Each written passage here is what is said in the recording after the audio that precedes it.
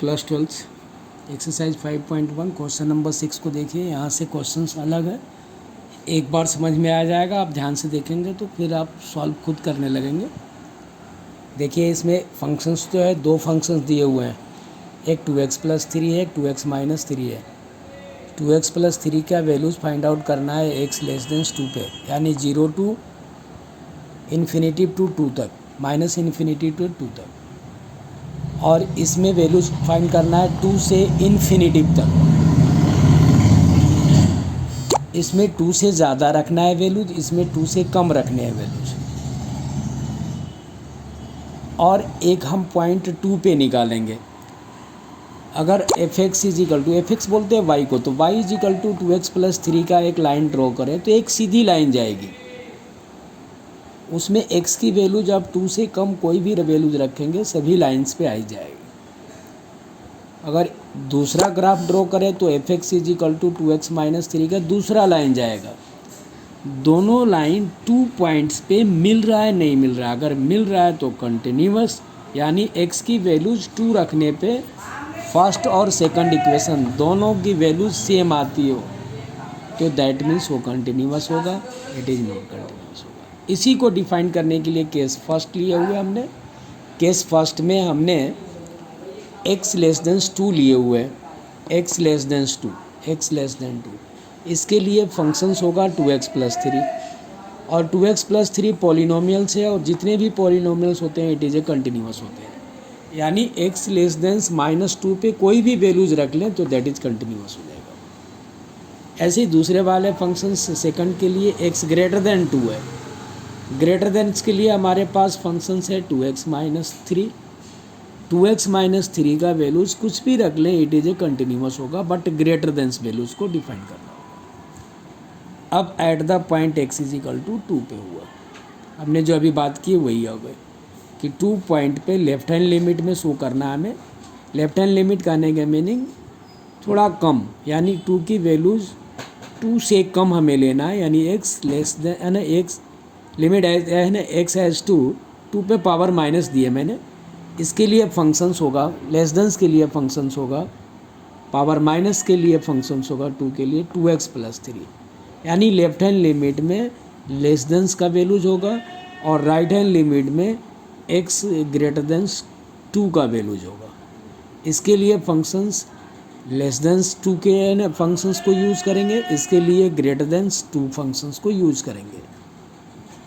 तो less dense वाले functions में 2x+3 है, इसमें x की वैल्यूज़ को 2 पुट अप कर दीजिए आप। यहाँ पे हमने फंक्शंस को सिलेक्ट करने के लिए किया, अगर 2 का पावर माइनस दिए मैंने, यानी स्लाइटली 2 से कम वैल्यूज़ अगर हमने पुट अप किए तो फंक्शंस क्या होगा, तो इसके लिए फंक्शंस होगा 2x+3। तो लिमिट x(2) पे हमने वैल्यूज़ को पुट अप किए 2x+3 का, तो 2 × 2 + 3 इजिकल टू दिस हो गया। बट अगर हमने लिमिट राइट हैंड लिमिट लिए, इसके लिए राइट हैंड लिमिट के लिए हमने x(2) पे प्लस का साइन दिए मैंने।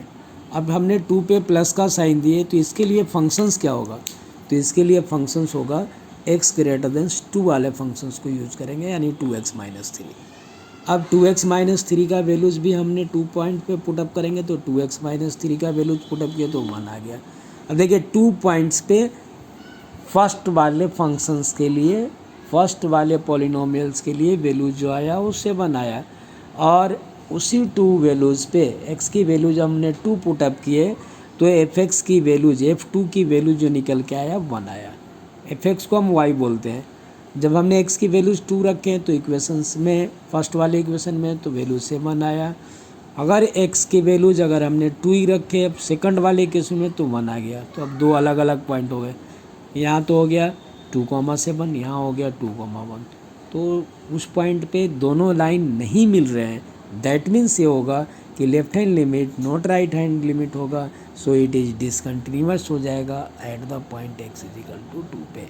कहने के मीनिंग कि अगर एक लाइन का ग्राफ ये है, दूसरे लाइन का ग्राफ अगर ये है कहीं पे, तो इस पॉइंट पे अगर इसकी वैल्यूज यहाँ है तो दूसरे वाली लाइन का वैल्यूज कुछ और होगा जो उससे मैच नहीं कर रहा है, जो नहीं मिल रहा है, जो इंटरसेक्ट नहीं कर रहा है। अगर दोनों आकर के एक दूसरे पे मिल जाते तो that is a continuous, but अगर उस पॉइंट पे नहीं मिल रहे हैं, इसकी वैल्यूज कुछ और है, इसकी वैल्यूज कुछ और है, तो इसका मीनिंग कि ये दोनों के दोनों जो होंगे वो दोनों के दोनों क्या हो जाएंगे, डिसकंटिन्यूअस हो जाएंगे। उस पॉइंट पे ना मिलने का मीनिंग डिसकंटिन्यूअस, अगर उस पॉइंट पे मिल जाते हो तो दैट इज ए कंटिन्यूअस। दो लाइन्स है, एक लाइन ये ग्राफ है, दूसरे लाइन का ये ग्राफ है। अगर जिस पॉइंट पे हमें निकालना, अगर उस पॉइंट पे 2,7 आया और इस पॉइंट पे इसका आया 2,1, तो इसका मीनिंग हुआ कि ये दोनों एक दूसरे को मैच मिल नहीं रहे हैं, तो दैट इज ए डिसकंटिन्यूअस हो जाएगा। दैट इज क्या हो जाएगा, डिसकंटिन्यूअस। क्लियर हो गया। अब आपका फिर से एक बार क्वेश्चंस है, इस क्वेश्चंस को आप देखिए। इस क्वेश्चंस में लिमिट दिया हुआ है F X is equal to दिया हुआ modulus of X upon X. इसमें बोल रहा है एक्स इज है ना नॉट इज इक्वल टू 0। तो मैंने निकाले कि एक्स की वैल्यूज अगर लेस देन 0 होगा तो क्या होगा, वो ग्रेटर देन 0 होगा तो क्या होगा। लेस देन होगा तो मॉडुलस जो होगा वो नेगेटिव खुलेगा, ग्रेटर देन होगा तो मॉडुलस जो होगा वो पॉजिटिव खुलेगा।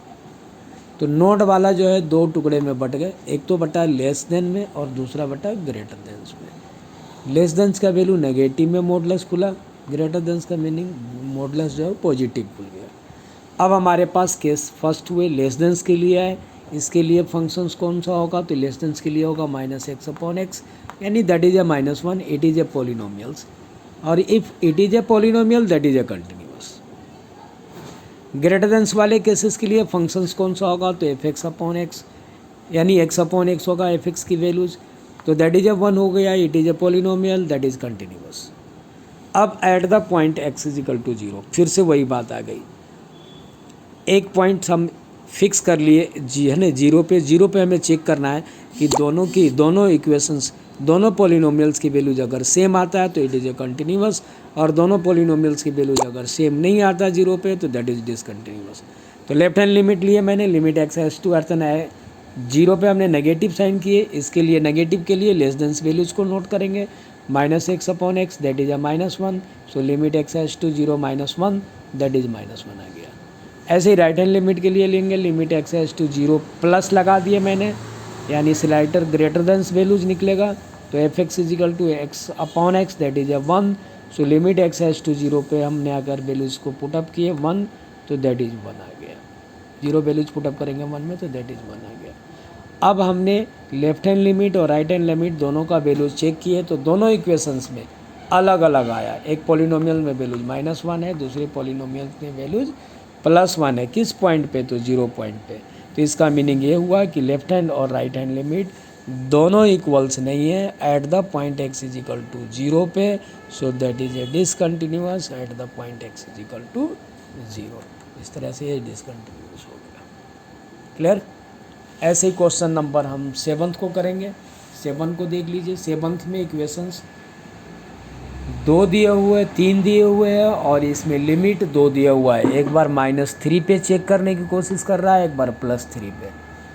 मॉडुलस था, हमने इसको 2 पार्ट्स में ब्रेक किए, माइनस का साइन लगा दिए, लेस देन था इसलिए नेगेटिव होगा, ग्रेटर देन इस पॉइंट पे है नहीं तो पॉजिटिव वाला वैल्यूज नहीं आएगा। लेस देन शो कर रहा है केवल मॉडुलस इस पे, तो हमने मॉडुलस लेस देन के लिए मॉडुलस को खोल दिए, नेगेटिव में खुलेगा। लेस देन पे हमेशा मॉडुलस नेगेटिव होता है और ग्रेटर देन पे पॉजिटिव होता है। ग्रेटर देन -3 के लिए फंक्शंस आपके पास -2x है। लेस देन 3 के लिए आपके पास फंक्शंस आपका 2x है माइनस का, और ग्रेटर देन 3 के लिए आपके पास फंक्शंस है 6x + 2। हमने इसको पार्ट्स वाइज कर दिए, एक बार -3 पे, एक बार 3 पे। -3 पे दो फंक्शंस हैं और +3 पे भी 2 फंक्शंस हैं, अलग अलग हमने कर दिए आपका। अब हम पहले लेंगे -3 पे, तो x की वैल्यूज -3 से कम लिए। -3 से अगर कम लेंगे हम वैल्यूज़ तो आपका आएगा -x + 3, पॉलिनोमियल जो आएगा वो -x + 3 होगा, और दैट इज ए पॉलिनोमियल। तो x की वैल्यूज अगर -3 से हम कम रखें, यानी -∞ टू -3 तक वैल्यू जो होगा वो इस फंक्शंस के लिए पॉलिनोमियल्स, इस पॉलिनोमियल्स के लिए कंटिन्यूअस शो करेगा। यानी किसी भी पॉइंट्स पे अगर आप फाइंड करें तो फाइंड हो जाएगा। ऐसे ही x ग्रेटर देन -3 के लिए फंक्शन जो होगा वो -2x होगा, और ये पॉलिनोमियल्स है, so that is a continuous होगा। But at the point x is equal to -3, main यही पॉइंट है, एट द पॉइंट। इस पर दोनों फंक्शन में चेक किया जाएगा, एफ की वैल्यूज एक बार नेगेटिव वाले केसेस में, एक बार पॉजिटिव वाले। -3 पे नेगेटिव फाइंड किए तो F X is equal to तो -x+3। अब हमने लिमिट x एज टू -3 लिए। यहाँ पे फंक्शन सेलेक्ट करने के लिए माइनस पावर जो दिया हुआ है वो फंक्शंस को केवल सेलेक्ट करने के लिए है। जैसे ही फंक्शंस हम सेलेक्ट कर देते हैं फिर से लिखते हैं x एज टू -3, अब माइनस पावर हट जाता है और यहाँ पे आ जाएगा -x+3। इसमें वैल्यूज़ को पुटअप करेंगे, -x की वैल्यूज -3 + 3 दैट इज 6 आ जाएगा। ऐसे ही राइट हैंड लिमिट में limit x as to 0 x as to -3 power plus functions के लिए ये हो जाएगा, फंक्शन सेलेक्ट करेंगे तो माइनस का 2x होगा। तो limit x as to -3, functions में -2x है, इसमें वैल्यूज़ को पुटअप करेंगे दैट इज 6 आएगा। दोनों पे फर्स्ट इक्वेशंस में भी 6 वैल्यूज निकला -3 पे, सेकंड इक्वेशन में भी 6 वैल्यूज निकला प्लस में। इसका मीनिंग ये है कि -3 का वैल्यूज अगर हमने फर्स्ट इक्वेशन में रखे तो 6 आएगा, यानी -3,6। सेकंड इक्वेशन में भी -3 वैल्यूज रखे तो -3,6, यानी -3 पे लेफ्ट हैंड लिमिट और राइट हैंड लिमिट दोनों की वैल्यूज सेम आ रही है, यानी दोनों इक्वेशन में -3 पे वैल्यू सेम आ रहा है तो इट इज ए कंटिन्यूअस हो जाएगा, यानी it is a continuous at the point x is equal to -3 पे। दो इक्वेशन थे हमारे पास, एक इक्वेशन था -x+3, दूसरा इक्वेशन था आपका -2x।